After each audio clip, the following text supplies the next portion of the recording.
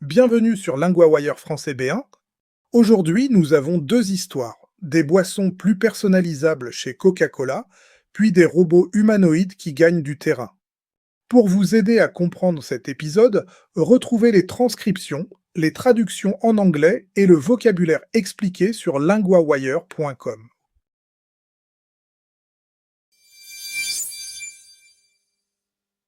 Coca-Cola teste de nouvelles boissons et de nouvelles machines.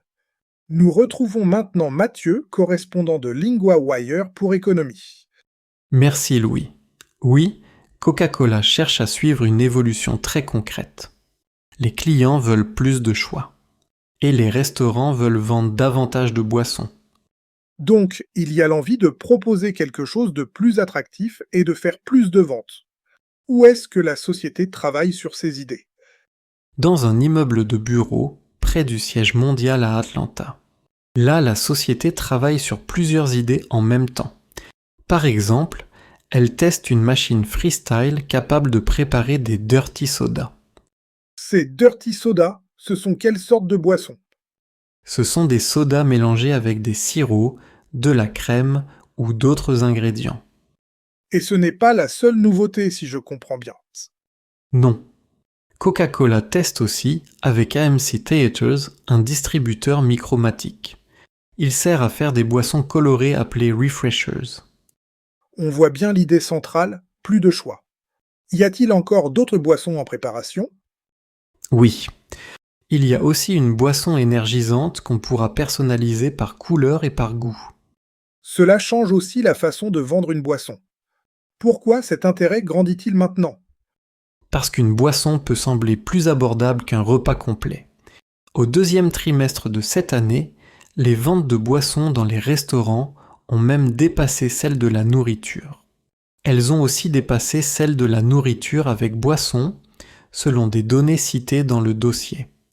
Donc la boisson devient plus qu'un simple accompagnement. Oui. Pour une partie des clients, surtout les plus jeunes, elle n'est plus seulement un moyen de se désaltérer. Un responsable du secteur cité dans le dossier dit que ces boissons peuvent être une pause. Elles peuvent être un coup d'énergie. Elles peuvent être un apport en protéines. Ou une petite récompense. Et en plus, on peut les montrer en ligne ? Exactement. Pour la génération Z, le côté visible compte aussi. Une boisson peut être montrée sur Instagram ou TikTok. Coca-Cola regarde donc aussi ce qui marche déjà dans ses machines. Tout à fait. Les distributeurs freestyle recueillent des données en temps réel. On voit quelle boisson marche, à quel moment de la journée et dans quel type d'endroit. Par exemple, l'eau pétillante AHA progresse dans les immeubles de bureaux et les hôpitaux.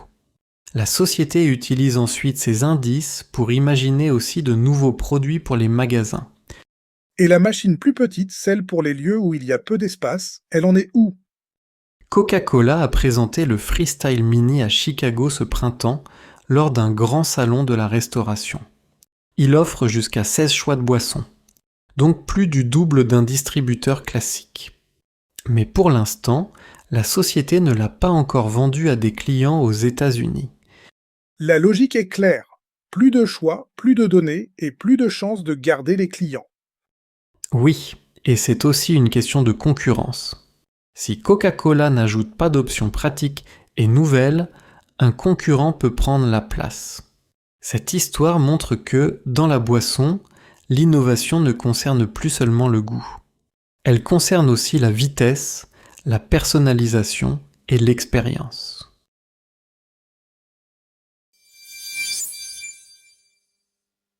Des robots humanoïdes qui ressemblent à des humains avancent rapidement.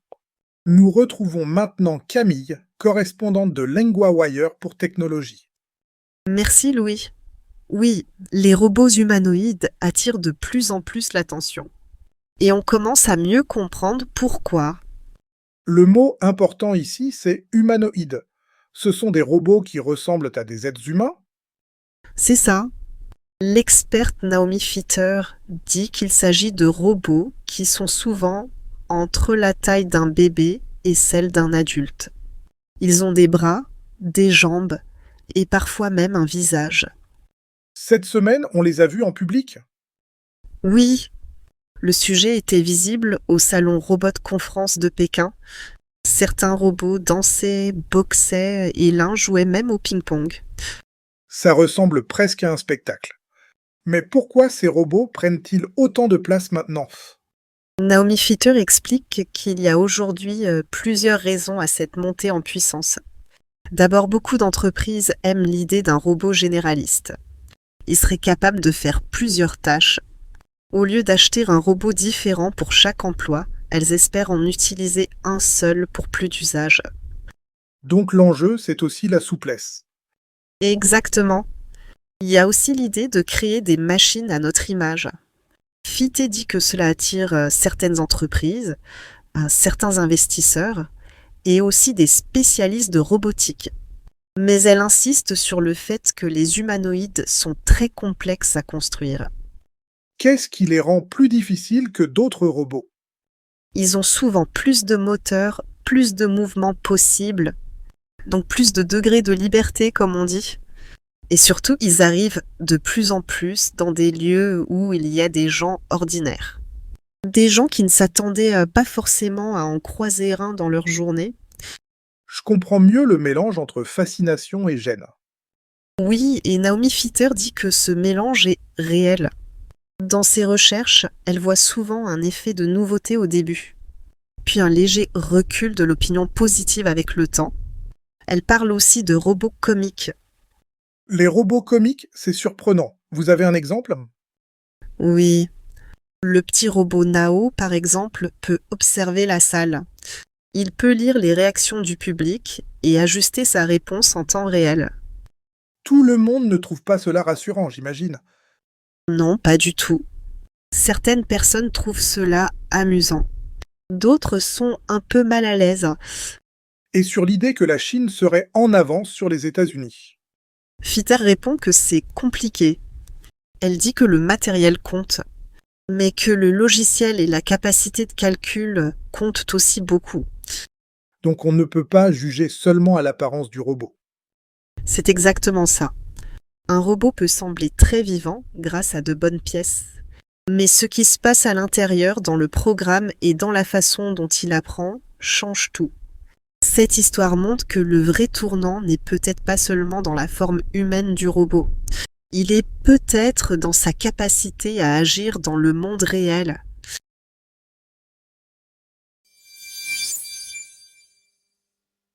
Trois mots de la première histoire. D'abord, le mot la boisson féminin, c'est ce qu'on boit. Dans l'histoire, on parle de boissons que les clients choisissent et personnalisent. Exemple, je prends souvent une boisson sans sucre le soir. Ensuite, la crème féminin, c'est une matière douce et épaisse, souvent ajoutée dans une boisson. Dans l'histoire, on parle de soda mélangé avec de la crème. Exemple, je mets un peu de crème dans mon café. Enfin, personnaliser, cela veut dire adapter quelque chose à ses goûts. Dans l'histoire, on parle de boissons que l'on peut personnaliser par couleur et par goût. Exemple, on peut personnaliser sa commande en quelques secondes. Point de grammaire, peut personnaliser. On utilise cette structure pour dire qu'une personne ou une chose a la possibilité de faire quelque chose. Exemple 1, la société peut personnaliser les boissons. Exemple 2, le robot peut lire les réactions du public. Répétez, le robot peut lire les réactions du public.